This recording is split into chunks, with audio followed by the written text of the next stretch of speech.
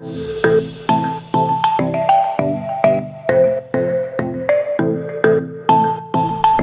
പിന്നിൽ കാണുന്നതാണ് lady liberty. നമ്മൾ ഒരുപാട് കഷ്ടപ്പെട്ട് സ്റ്റാച്യു ഓഫ് ലിബർട്ടി കാണാൻ വന്നിരിക്കുകയാണ്. അപ്പോൾ ഈ ഒരു ശില്പത്തിന് വിത്തിട്ട ലെബുലെ പറഞ്ഞിരിക്കുന്നത് നമുക്ക് നമ്മളുടെ കരങ്ങളുടെ ശക്തി കൊണ്ട് അല്ലെങ്കിൽ ഫിസിക്കൽ സ്ട്രെങ്ത് കൊണ്ട് ഒരിക്കലും നമുക്ക് സ്വാതന്ത്ര്യം നേടാൻ പറ്റില്ല. സ്വാതന്ത്ര്യം നേടേണ്ടത് നമ്മുടെ മനസ്സിൻ്റെ കരുത്തുകൊണ്ടാണ്.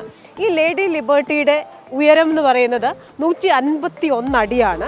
അത് നിൽക്കുന്ന പാദപീഠം പെഡസ്റ്റൽ 154 ഫീറ്റാണ്. ഇത് രണ്ടും കൂടെ ചേരുമ്പോൾ മൊത്തം നമ്മുടെ ലാൻഡ് ലെവലിൽ നിന്ന് 305 അടി ഉയരമുള്ള ഒരു പ്രതിമയെന്ന് നമുക്ക് പറയാം.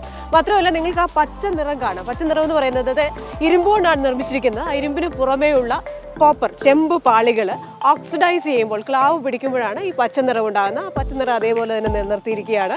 സ്റ്റാച്യു ഓഫ് ലിബർട്ടിയുടെ വിശേഷങ്ങളിലേക്ക്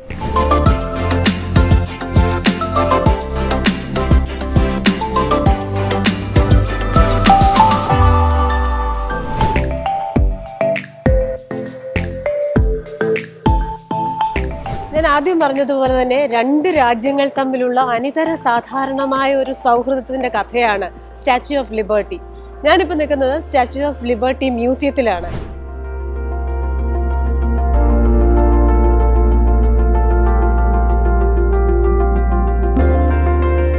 എന്താണ് ഈ സ്റ്റാച്യു ഓഫ് ലിബർട്ടി, എങ്ങനെയാണ് അത് ഉണ്ടായത്, എങ്ങനെയത് അമേരിക്കയിലേക്ക് എത്തി, ഇതെല്ലാം പറയുന്നത് ഈ മ്യൂസിയത്തിലാണ്. മ്യൂസിയത്തിൽ നമുക്കൊരു തിയേറ്റർ ഉണ്ട്. ആ തിയേറ്ററിലെ 3 ഭാഗങ്ങളായിട്ട് ഡിസ്നി പ്രൊഡക്ഷൻസിൻ്റെ ഈ ഒരു സ്റ്റാച്യു ഓഫ് ലിബർട്ടിയുടെ ഹിസ്റ്ററിക്കലായിട്ടുള്ള കഥ നമുക്ക് അറിയാം. അപ്പോൾ ഒരു മനുഷ്യ മനസ്സിലുണ്ടായ സ്നേഹത്തിൻ്റെതായ ഒരു ചെറിയ വിത്ത് അതെങ്ങനെയാണ് സ്റ്റാച്യു ഓഫ് ലിബർട്ടിയായി വളർന്നതെന്നാണ് പറയുന്നത്. അങ്ങ് ദൂരെ ഫ്രാൻസിലുണ്ടായിരുന്ന എഡ്വേർഡ് ഡി ലെബുലെ എന്ന് പറയുന്ന കോൺസ്റ്റിറ്റ്യൂഷണൽ ലോയും ഹിസ്റ്ററിയും പഠിപ്പിച്ചിരുന്ന ഒരു പ്രൊഫസർ അമേരിക്ക 4 മില്യൺ അതായത് 40 ലക്ഷം അടിമകളെ സ്വതന്ത്രമാക്കിയെന്ന് കേട്ടപ്പോൾ അദ്ദേഹത്തിന് തോന്നിയ ഒരു ആശയമാണ്.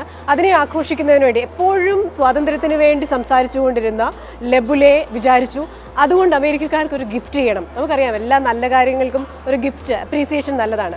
അപ്പോൾ അതൊരു പ്രതിമയുടെ രൂപത്തിലാകാം എന്ന് അദ്ദേഹം ചിന്തിക്കുന്നു. അദ്ദേഹം തൻ്റെ പ്രൊഫഷണലി ആയിട്ടുള്ള ആ ഒരു ഗ്രൂപ്പിൽ തൻ്റെ കൊളീഗ്സിനോടും ഫ്രണ്ട്സിനോടുമൊക്കെ ഈ ആശയം പങ്കുവയ്ക്കുന്നു. അപ്പോൾ ഈ ആശയത്തിൽ ഏറ്റവും അധികം ആകൃഷ്ടനായത് ഫ്രെഡറിക് അഗസ്റ്റെ ബെർത്തോൾഡി എന്ന് പറയുന്ന ഒരു ശില്പിയാണ്. അപ്പോൾ അദ്ദേഹത്തിന് വളരെ സന്തോഷമായി.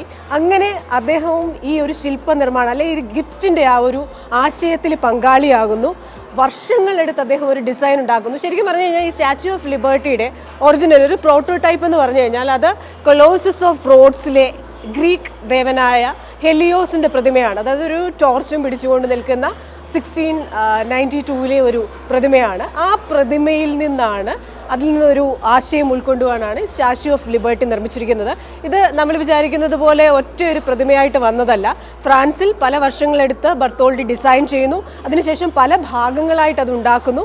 എന്നിട്ട് കപ്പലിലൂടെ എല്ലാ ത്യാഗങ്ങളും സഹിച്ച് പല വിൻഡ് സ്റ്റോം കടൽക്ഷോഭങ്ങൾ ഇതൊക്കെ സഹിച്ചിട്ടാണ് ഈ സ്റ്റാച്യു ഓഫ് ലിബർട്ടി ഇവിടെ എത്തിയത്. അതുകൊണ്ട് തന്നെ ഓരോ കുടിയേറ്റക്കാരൻ്റെയും സഹനശക്തിയുടെയും അവൻ്റെ ആശങ്കയുടെയും ഓരോ യാത്രയിലും അവൻ കണ്ടുമുട്ടുന്ന എല്ലാ പ്രതിസന്ധികളുടെയും ഒരു പ്രതീകം കൂടിയാണ് സ്റ്റാച്യു ഓഫ് ലിബർട്ടി.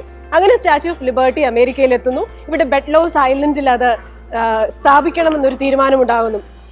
ഇവിടേക്ക് വരുന്ന ഓരോ കുടിയേറ്റക്കാരനെയും തുറന്ന കൈകൾ കൊണ്ട് സ്വീകരിക്കുന്ന ഈ സ്റ്റാച്യു ഓഫ് ലിബർട്ടി എന്ന് പറയുന്നത് അമേരിക്കയുടെ മാത്രമല്ല ലോകമെമ്പാടുമുള്ള സ്വാതന്ത്ര്യത്തിന്റെ പ്രതീകമാണ്. അതുകൊണ്ട് തന്നെ ഈ ലേഡി ലിബർട്ടിയെ നമ്മൾ വിളിക്കുന്നത് ലോകത്തിനെ പ്രബുദ്ധമാക്കുന്ന സ്വാതന്ത്ര്യത്തിന്റെ ഒരു പ്രതീകമെന്നാണ്. സ്റ്റാച്യു ഓഫ് ലിബർട്ടിയുടെ പാദത്തിന് മുന്നിലാണ് ഞാൻ നിൽക്കുന്നത്.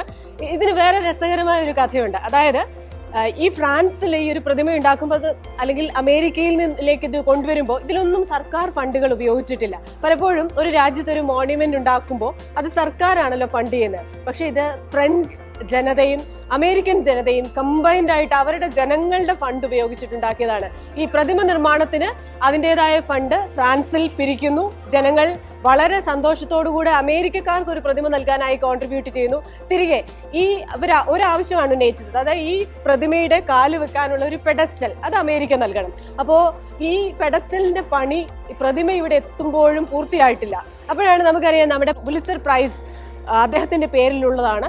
അപ്പോൾ ജോസഫ് പുലിറ്റ്സർ അദ്ദേഹത്തിന്റെ പത്രത്തിലൂടെ ഒരു ഹംഗേറിയൻ ജേർണലിസ്റ്റ് ആണ്. അദ്ദേഹത്തിന് സ്വന്തമായ ന്യൂസ് പേപ്പർ ഉണ്ട്.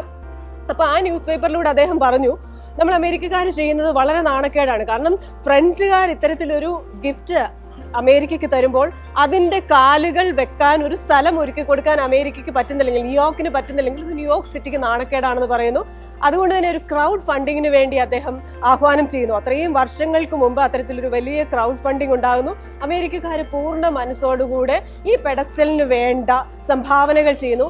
അങ്ങനെ 2 രാജ്യങ്ങൾ തുറന്ന മനസ്സോടെ ആ ജനങ്ങൾ സംഭാവന ചെയ്തപ്പോഴാണ് ഈ സ്റ്റാച്യു ഓഫ് ലിബർട്ടിക്ക് നിൽക്കാനുള്ള പാദപീഠവും അതേപോലെ തന്നെ ഈ സ്റ്റാച്യു ഓഫ് ലിബർട്ടിയും അമേരിക്കയിലേക്ക് വരുന്നത്.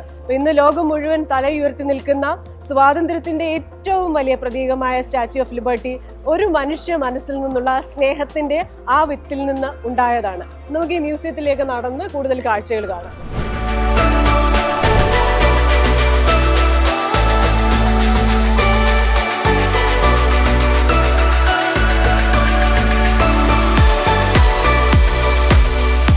Hi Denise, how are you?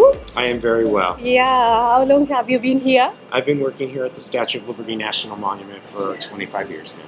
Okay, could you please tell me what these stairs leads to? Sure. Yeah. From this level here, people climb 215 stairs to reach the top of the pedestal. If people have made a reservation, usually 4 months in advance, they can secure what we call the crown ticket. Okay. And this leads up to the crown. There's an additional 162 stairs from this level. It's roughly the equivalent of climbing 12 stories in a building. Okay. People that are at this level can stand at 4 zones looking through glass panels that will allow them to see the infrastructure of the statue. Okay. Anyway, great to see you. Be Have well. a nice day. Thank you. Thank you. Take care. Be well. Bye. Thank you.